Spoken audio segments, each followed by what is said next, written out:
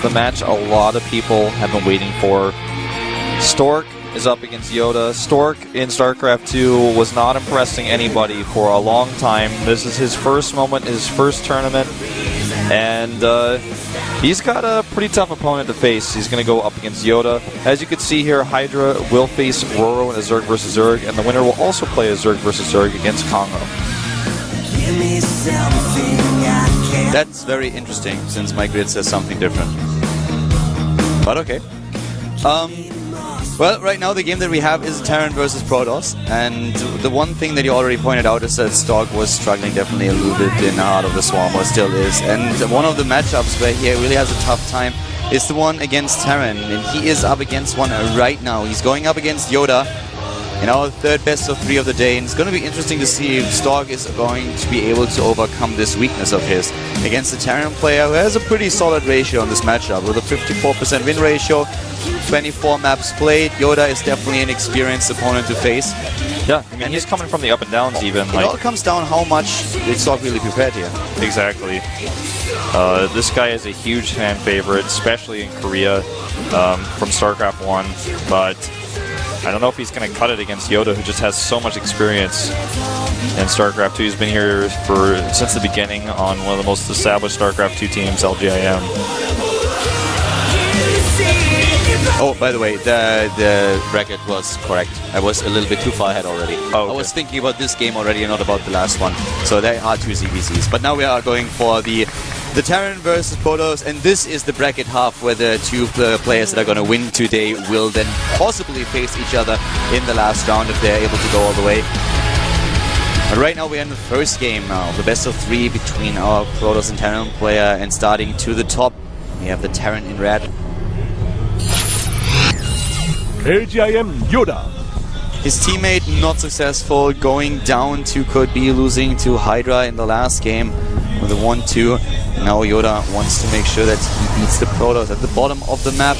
Polar Knight, it is. Samsung Galaxy Stork. And Stork is really, I mean, he's a player, he's a huge fan favorite, he's someone who a lot of people want to do quite well in Heart of the Swarm, but so far he really didn't, especially against Terran. He's struggling. The last matches that he played were against Piano and against Journey, and he lost them, which is also quite interesting since Piano himself, a Terran player, has a horrible win ratio against Protoss. Kind of the only games that he won ever are the ones against Protoss, are the ones against Stork. So not really the best symbol here, the best omen if you are going into such a game. But it comes down to the preparation. Yeah. And if Stork prepared well, he might be able to find a key against YoDa and take him out. It's definitely going to be possible here. YoDa just needs to make sure he doesn't get too overconfident. And that's exactly why we're going to see him do the Reaper Reactor low ground CC build here. Going to make the Reaper first, and then the Reactor. Reaper will let him know exactly what he needs to know. Then he'll know how safe to play it. Going forward, he'll continue to scout with that Reaper.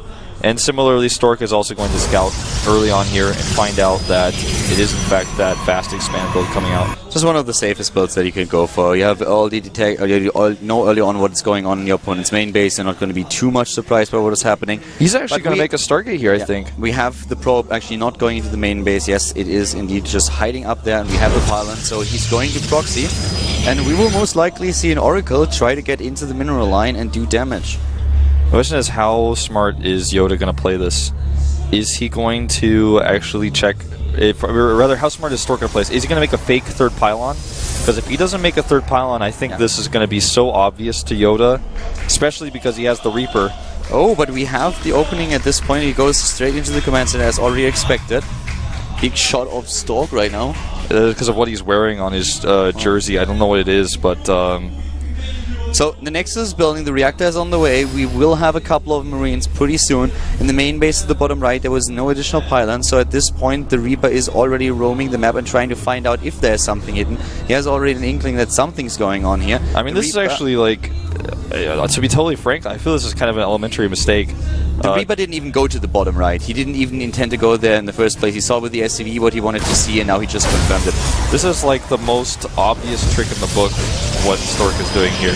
I mean, this is like, he didn't even fake the pylon in the main or anything. Of course this is going to happen. I mean, he still might do some damage because there's only 2 Marines. He's making a turret. That's the key part. He had a very safe eBay timing, and that turret is going to help him. It's going to be his saving grace in this game because without it, the Oracle could still do so much damage. Also, if he's actually like, I mean, at this point, there's not a whole lot that he can do. The Reaper is actually quite cute, attacking the Stargate first instead of the Pylon. Now he's changed it. But the missile turret goes also down at the natural. In the main base, we already have it. The Marines are just waiting, and this doesn't look like Stork might be able to do too much. He's going actually into a Twilight Council right after this. Yeah, I think he's just going to go DTs. Yeah. And all in. I mean, he could blink, but or rather proxy into all in. Yeah. I mean, he could blink here. And I think he should. Okay, so he's going to blink. Because if you go DTs, it's kind of redundant considering you've already forced the missile turrets of your opponent. And this Reaper is going to see no Nexus, and he's just going to make bunkers in his main and at the natural. I mean, YoDa is in an amazing spot. The first bunker has already been built. He's going for additional units as we speak. The missile turrets will guard him against the Oracle. There shouldn't be too many harvesters that he takes down. So right now, Stork is...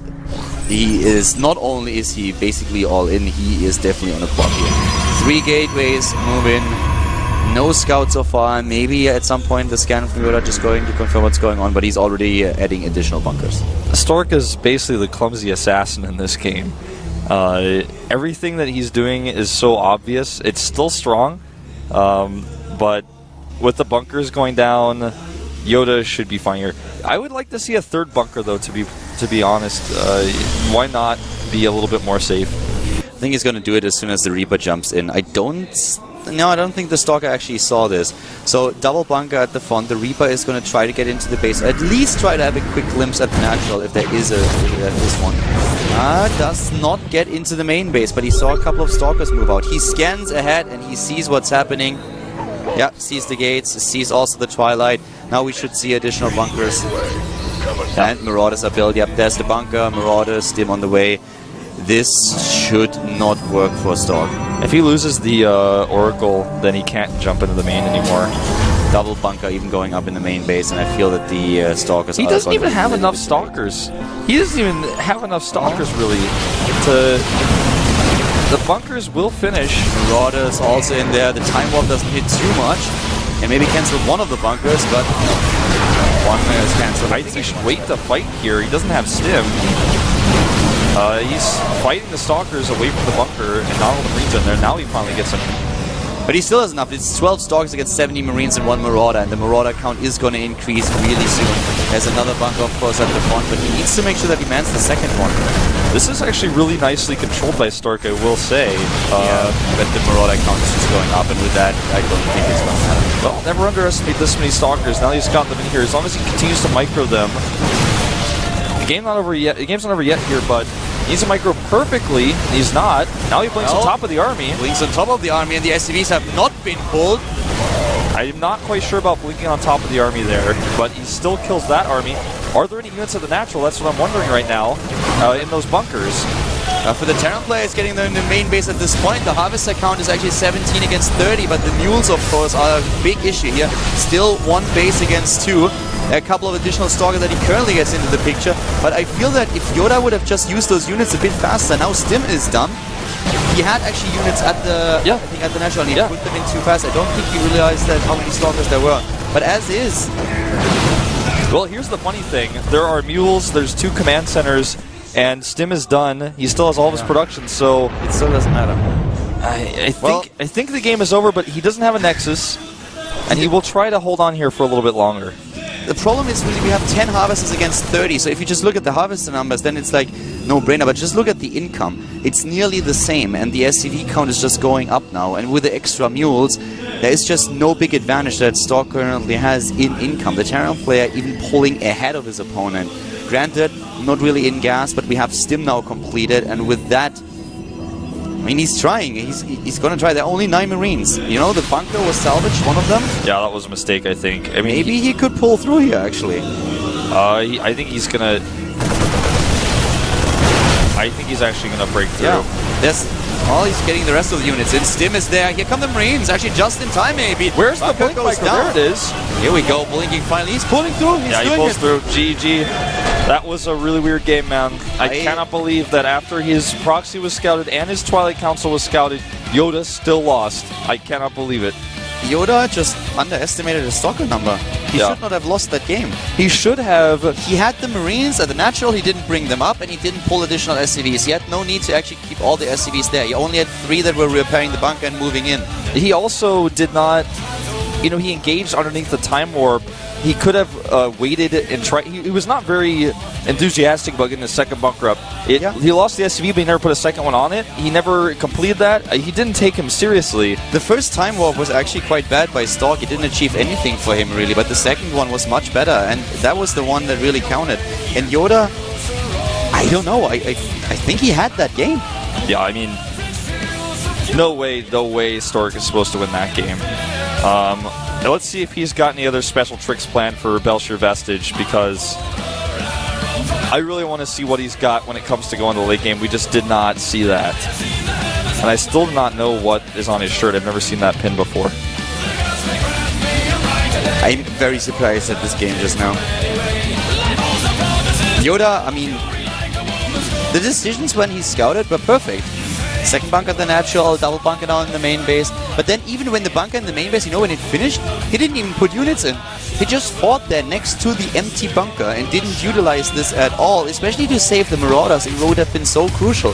He only had 2 of those, but as is, Stork in a 1-0 lead, and YoDa, let's see how his nerves are gonna help in this game. Here comes Stork going into game number 2. Starting to the bottom right.